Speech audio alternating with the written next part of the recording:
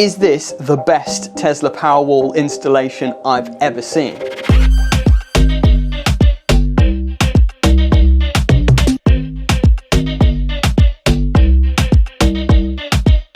A few weeks ago we stumbled across a really bad Tesla Powerwall installation. The video was titled "The Worst Tesla Powerwall Installation I've Ever Seen." Oh my goodness. Oh, wow, that is a mess.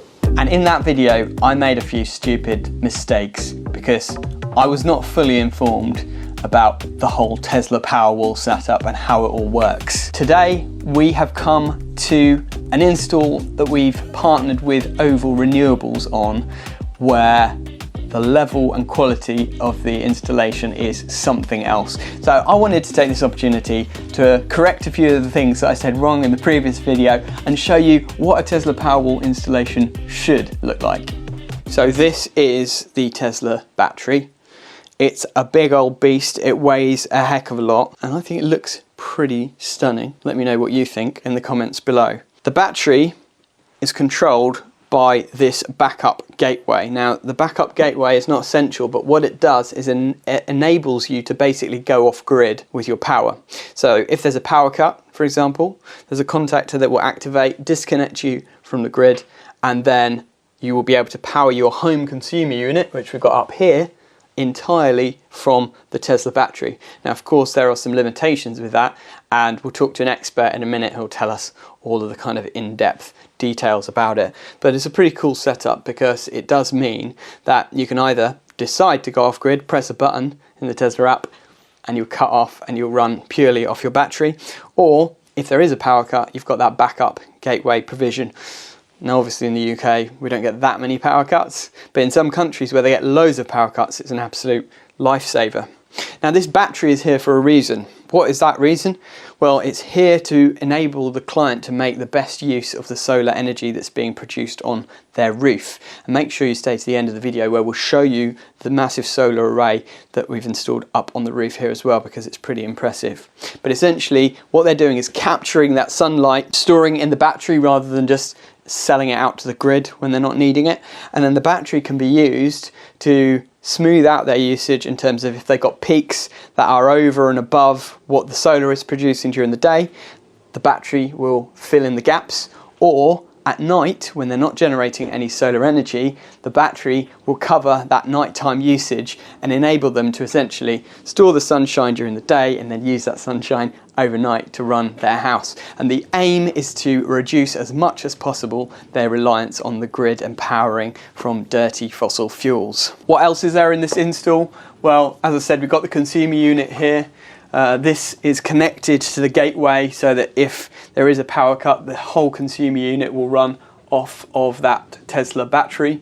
And then this is the solar side of things, the inverter, isolators, etc. There's a surge protection device in here. Now, why do I say this is the best Tesla Powerwall install I've ever seen? Well, just look at it. How neat does it look? You remember the previous one, which I'll leave a link up here to if you haven't seen that. There were these junction boxes rammed full of cables and connectors and everything. The way they'd run in all the cabling was just such a mess. And possibly the reason it was such a mess was just because it hadn't really been thought through and planned out properly. The company that we've worked for on this install very carefully plan out every single job to make sure that it's all neat and everything is just laid out beautifully, as you can see, with all this trunking to conceal the cables, conduit, everything's neatly clipped, even down to the little labels on everything to identify and tell you what everything does, and even down to these beautiful little bespoke labels with the company details on. You can see that this has been done by a company who cares. So let me introduce you to that company. So this is Sam from Oval Renewables. Artisan Electrics and Oval, we've been working together for a couple of years now, doing various different projects together. These guys really know their stuff, and Sam's helped me a lot on a lot of projects that we've done in the last year or so. Our customer approached us about this job. and he wanted solar and battery storage, and so we've partnered with Oval to get the job done. And if you want to see the full install where we've been putting on the panels and doing all that other stuff, we made a video where basically we had like a whole massive team on it, didn't we, on that Friday? Like 8 people. Yeah. So if you want to see that, we'll leave a link to the description below, or grab a cup of tea and watch it. It'll probably pop up after this video. But Sam, can you tell us a bit more of the sort of technical details of this system? So let's have a look at all of the components to start with. So we've got the SolarEdge 6 kilowatt inverter. We've actually got 8.4 kilowatts of panels feeding into that, which we're going to have a look at in a little while. But then the DC cables from those panels comes down here into these 2 DC isolators. Out those DC isolators, kind of through these DC surge protection devices. These are actually in parallel, so the cables basically come in and back out, but then there's a couple of fly leads that connect onto that within this box here, back out and essentially just join onto the inverter to provide the energy from the panels into the inverter, so the inverter can do its thing and change that from DC to AC and bring it back down this flex cable through our generation meter. So that's logging everything that we generate out of that generation meter through our local isolator here, a 32 amp AC isolator, all wired in singles in this trunking, and then down into our gateway where we have our circuits, which pop open. We've got our circuits here, so we've got solar PV circuit just there. We've then got our battery. So if we start from here, we've got the circuit for the battery that comes out into the trunking like the solar, comes round over to this AC isolator just here. So we've got another local isolation switch for the battery. Back out of that, through this white flexicon, and then into the Tesla itself. So that is the route that the energy will take into or out of the battery to push it back to the grid or into the home. So yeah, all that's concealed in our trunking, and then we've got a piece of white conduit going to the external wall, which is where our 10mm earth cable goes, which provides our earth rod connection, so that we have got a reference to earth if this bad boy goes off grid. So that is pretty much the entirety of what we've got here. The Tesla Powerwall has a 5 kilowatt maximum discharge rate, and like John was saying, it will take the full property off grid if there is a power cut, and it does that, you know, basically you don't even see the lights flicker kind of thing. It's almost instant. So as long as the home's consumption doesn't breach that 5 kilowatt, then it will continue to power the home in the event of a power cut. So yeah, that's kind of it in a nutshell, really. So there's a few things that you and I might be wondering about this system. Let's ask Sam and see if we can find the answers. So what's the max discharge on this? So the max discharge on this Tesla Powerwall is 5 kilowatts. We've set this to G99, so that allows us to go to the full 5 kilowatt potential discharge on this system. So if we wanted to, we could set this to G98. It all depends on what permissions you get from the local DNO, which is UK Power Networks in this case. But if it was set to G98, then it would be 3.68. So we've got them 2 tiers that we can set it, but we've got full approval for 5 kilowatt on this one. Okay. So what if we were using 6 kilowatts in the house, for example, or like if we had the EV charger plugged in and it was running at 7 kilowatts, what would happen? Yeah. So the battery will basically push out whatever it can. Obviously, we've got that ceiling of 5 kilowatts. So if you had your car on charge and you needed 7, and the Powerwall was pushing 5 kilowatts out, and the solar was producing 2, then you still wouldn't need to do anything take anything from the grid. But if, for example, it was plugged in and it was dark, then the Tesla would push out the 5 kilowatts that it can, and then you'd be purchasing the other 2 kilowatts to run the car's charging. Okay. And then what if you were off grid, say, so there's a power cut, the Tesla switches over to island mode. What happens if the house is using more than 5 kilowatts at that point? So if the home is using more than 5 kilowatts, then the Tesla will basically protect itself and you'll go back into a power cut situation. There is, from memory, a short window where it can take 7. So that would be, I think it's around 10 seconds that it can take 7 kilowatts, but then after that time it would then take you back into a power cut situation. A bit of common sense has to be used with these sort of systems to think, right, I am in a power cut, I don't necessarily need to, charge my car or anything like that. I'll just work with the system to prolong how long I've got on this. It's 13.5 kilowatt hours, so you've got a lot of power in there. You know, if you have that amount of power when you have a power cut, you've got a lot of power to play with. So yeah, it's just about being sensible with it, really. Great. Okay. Now I've got a question about the gateway. Let's talk about that. So what I want to know really is, what does this gateway actually do? Yeah, so the gateway is one of the most important parts, really. The battery itself is just kind of a lump of stored energy with an inverter in it. This is the brain of the system. What happens is this gateway sits directly in line with the main meter tail, so effectively out of your meter, it comes into this gateway first before anything else.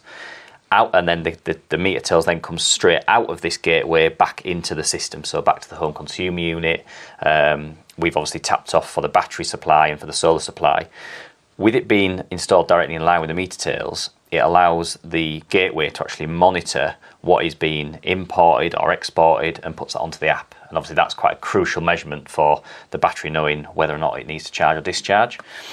The other thing that the gateway does is, if it senses that it's lost grid input, then there's a big contactor in there which will clunk over and allow the battery to directly supply the home with energy. So that is the actual part that switches between grid and off grid. So it's got quite an important job as the gateway.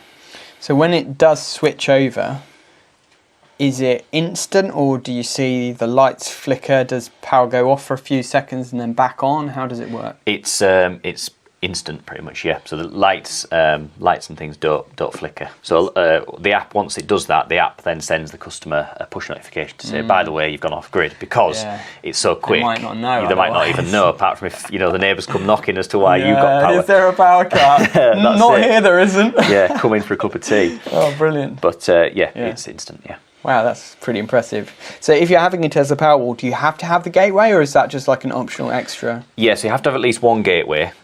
So then if you had then multiple Powerwalls, you wouldn't need a gateway per Powerwall. Okay. So these actually come standard at 3-phase. Yeah. So if you had a 3-phase system, you would have one of these. You'd have your 3-phase coming in, 3-phase going out, exactly the same as the as it is in single phase. But the power walls themselves are all single phase. Okay, so you'd have one per phase or two per phase or whatever. Yeah.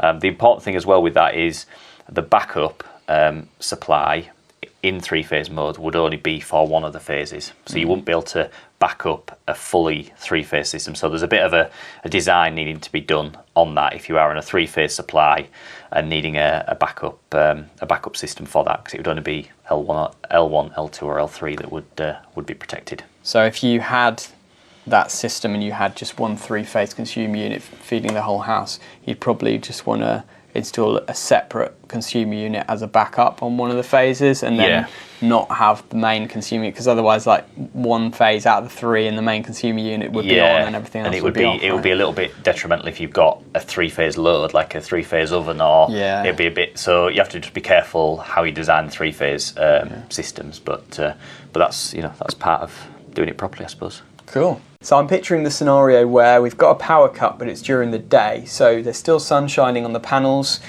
but there's no power coming in from the grid. What happens then with the solar inverter? Does it continue to generate solar power and feed that into the battery? Or does it clash because the battery's trying to charge the house, feed the house, and the solar is? How does that all work? So it's actually really, really clever. So it depends on the amount of energy that's in the battery, because the important thing and why most systems don't bring on the solar in the event of a power cut is because there's nowhere for that energy to go if it can't be put in the battery or sent back to the grid, which obviously if you've had a power cut, it's disconnected from the grid. So most systems just kill the inverter, the solar inverter, to stop that happening. Obviously Tesla being Tesla, they've kind of thought around it a little bit, and the solar inverter will come back on in the event of a power cut. During the commissioning, we tell the Tesla system what size inverter it is, what make the inverter is, how many panels we've installed, loads of information, so that its system can work out if it wants the solar to come back on. So what would happen is you'd have a power cut, the inverter would effectively turn off, and then it would start to come back on again, if the Powerwall said that it was safe to. So we need a good capacity of emptiness in the battery, if you like, so that if the solar is generating too much for too much energy and the home can't use all of it, there's somewhere for that energy to go. If the battery then charges up and there's then nowhere for the energy to go, the system would then turn the solar off to stop it causing any problems. And how does it actually do that? Because I can't see any cables linking the solar edge inverters to the Tesla battery. Yeah, so this is the really cool part. So it does it all through like frequency adjustment. So solar inverters are really sensitive to frequency, like all grid connected things really. They have to make sure that they're not going to damage the grid. So they're really sensitive to frequency. So all the Tesla system does is just alters that frequency a little bit to effectively trip out the inverter back into basically off mode because there's a power cut. So it just fools the inverter into thinking that now it's not safe for it to generate. Absolutely ingenious. Yeah, very good. So now this DC surge protection is something that's quite new to the industry. So let's talk about this. Why have you installed this, Sam? Yeah, so as per new regs, we've installed DC surge.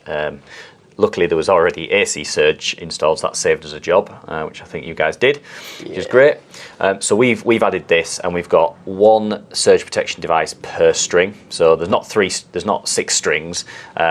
These are basically 3 modules in size each. So we've got this is the string of 11 panels. This is the string of 9 panels, and these sit in parallel to the DC string. So that effectively, the power comes in from here. It is joined through a DC DIN rail connector, and then goes back out to the inverter, and we just have some fly leads that come from our surge protection device into those connectors, so that they're sat there ready for if we have some sort of DC surge on the system, a bit like if there was an AC surge. So that come from some sort of lightning or just some sort of power surge that comes down those DC cables. It's there ready to get rid of that, because we have an earth connection to this as well, so it'll send that back to earth, a bit like the AC surge protection devices do. So when did this become a requirement? That was in the latest edition of the amendment 2. So what's that, about a week or 2 ago from It's here? like going back now. Yeah, that's it. It's very cut-off date. Yeah, I think it was 30th. 1st of September. Oh, right, yeah, something like that, yeah. So very, very recent, but we've kind of been, we spoke to surge protection devices about it, and sort of anything like that is quite new, and you're a little bit like, how we're going to do it, but it's just a case of working your way through it. So we've started to implement all this into every system that we install now. Another reason why this is the best Tesla Powerwall installation we've ever seen. Top notch and always to current regs. Shall we show our viewers the panels on the roof and talk about how that ties into this?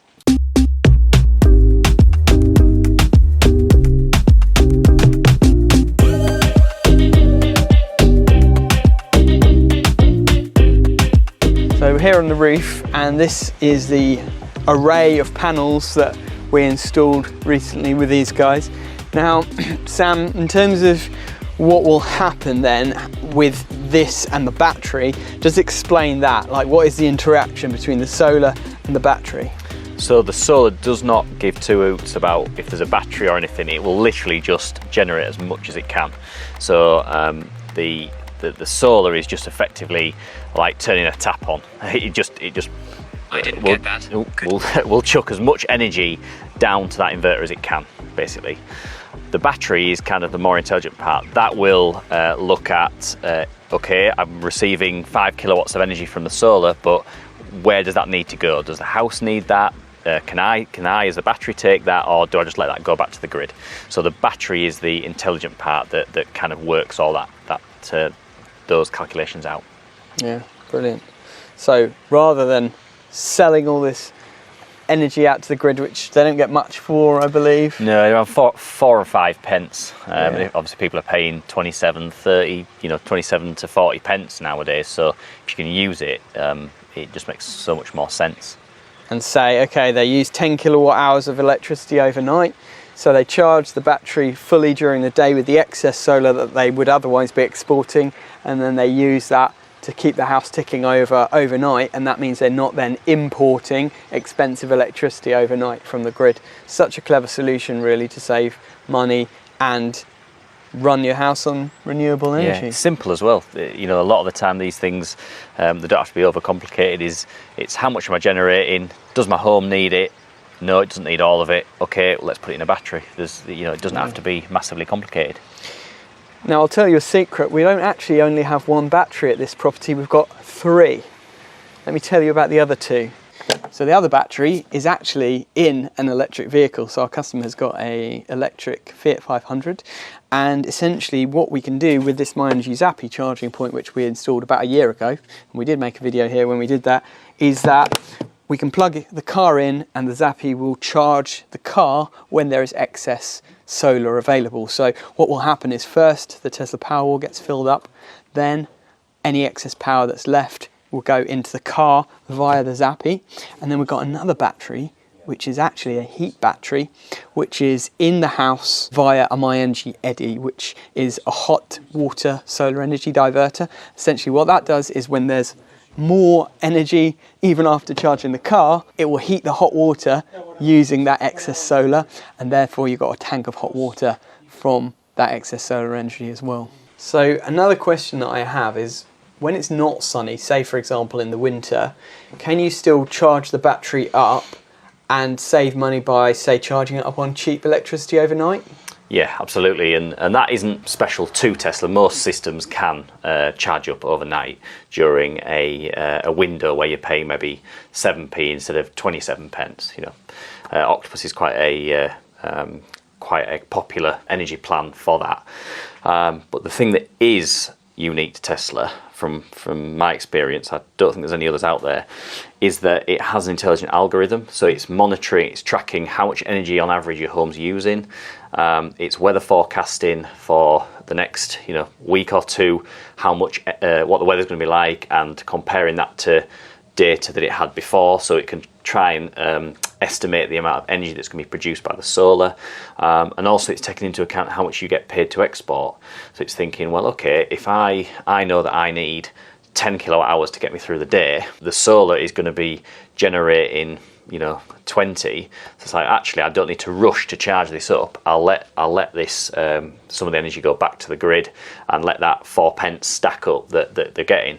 In other countries, they maybe have 2 tariff windows where they have like an ultra high peak where they can where it can start to think, okay, well, I need to save quite a lot of power for this little window because it's really expensive during this time.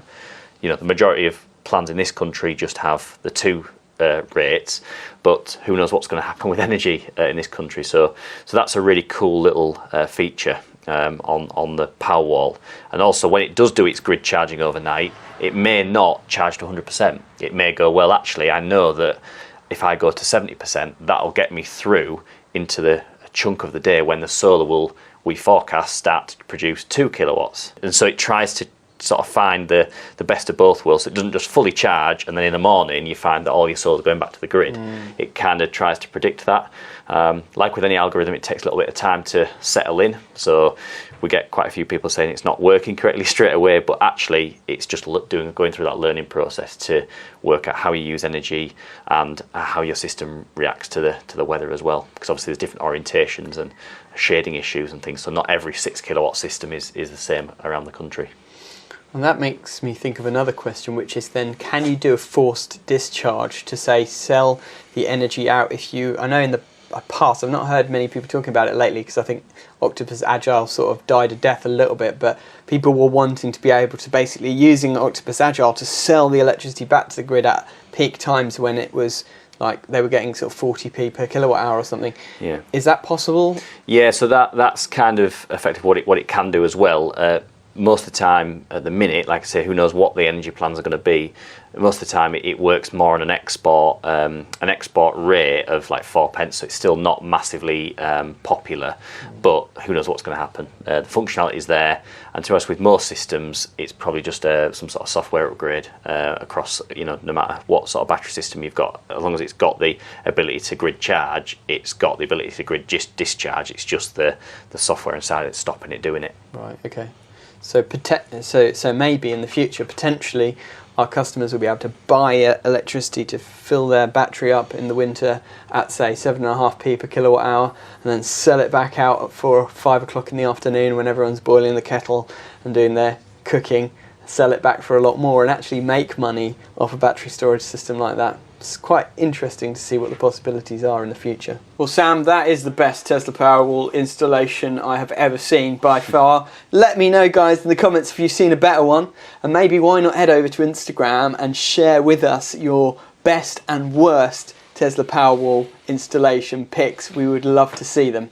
Now, I suppose a lot of people are going to be finding this video thinking, I want a Tesla Powerwall installed on my house. So before you all start flooding us with emails for Tesla Powerwall installations, let's just talk about the lead time on these, because that is a little bit of an issue at the moment, right? Yeah, absolutely. So same across the board, but the Tesla Powerwall lead time is one of the worst at the minute, and that is at the minute the end of next year, and that's just an advisory one.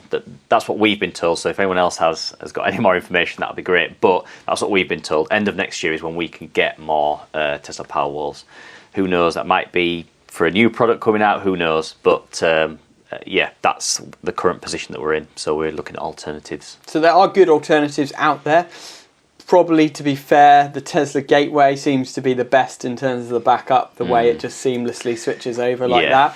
But if you want battery storage and you're not necessarily absolutely in need of backup power, you just want to harness that solar into a battery to cover your nighttime usage, there are some really good solutions out there, so do feel free to get in touch if you want any of that. And between us and Oval, we can probably sort you out with a quote.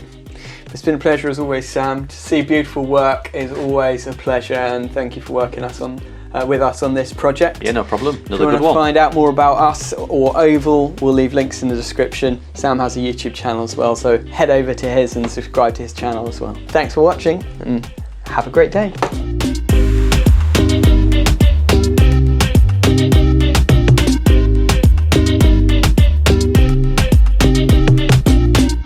Birds of prey crying at each other. Yeah, there's a red kite, look. Oh, yeah. Wow. Beautiful.